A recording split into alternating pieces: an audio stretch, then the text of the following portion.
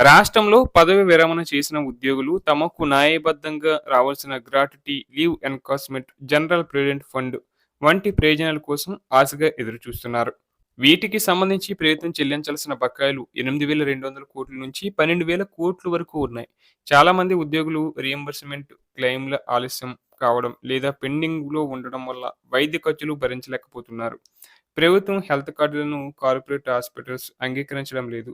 Pending బకాయిల వల్ల ఉద్యోగులు దీర్ఘకాలిక బకాయిలు తీర్చలేకపోతున్నారు. పిల్లల పెళ్లిళ్లు చేయలేక, జీవన వ్యయం భరించలేక ఉక్కిరిబిక్కిరి అవుతున్నారు. పీఆర్సీ, ఇతర బకాయిలకు సరైన పరిష్కారాన్ని ఈ బడ్జెట్‌లో ప్రభుత్వం చూపలేదని రిటైర్డ్ ఉద్యోగులు నిరాశను వ్యక్తం చేస్తున్నారు. అనధికారికంగా తెలుస్తున్న వార్తలను బట్టి ఉద్యోగులకు పెండింగ్‌లో ఉన్న పదవీ విరమణ ప్రయోజనాలు చెల్లించేందుకు అధికారులు 10%, బ్రోకర్లు 5% వేరేసి మొత్తం 15% వరకు కమిషన్ ఇవ్వాలని డిమాండ్ చేస్తున్నట్లు ఆరోపణలు వస్తున్నాయి. ప్రభుత్వ ఉద్యోగులే తమ సాటి ఉద్యోగుల వద్ద ఈ రకంగా కమిషన్లకు కక్కుర్తి పడటం అంటే మానవత్వ పతనం ఎంతవరకు దిగజారిందో ఇంతకంటే గొప్ప నిదర్శనం మరొకటి అక్కర్లేదు. కొందరు ఉద్యోగులు ఫాస్ట్ ట్రాక్ క్లియరెన్స్ కోసం బ్రోకర్లకు ఏకంగా 3-4 లక్షల వరకు చెల్లిస్తున్నట్లు కూడా వార్తలు వినిపిస్తున్నాయి. గత 22 నెలలుగా తమ రిటైర్మెంట్ ప్రయోజనాల కోసం ఎదురుచూస్తున్న ఉద్యోగులు కూడా ఉన్నారు.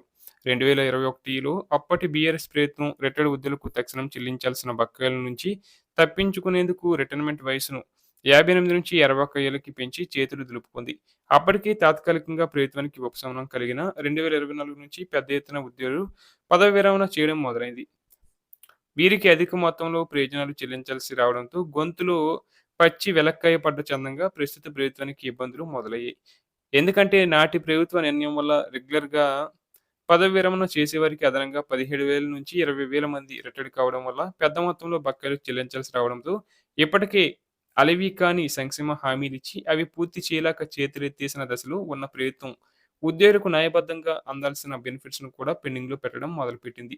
దీనికి తోడు గత బీఆర్ఎస్ ప్రభుత్వం ఉద్యోగులకు చెల్లించాల్సిన రిటైర్మెంట్ బకాయిలు పెండింగ్ మొత్తం 4,575 కోట్లు కూడా చెల్లించాల్సి రావడం ములికే నక్క మీద తాటికాయ పడిన చందమైంది.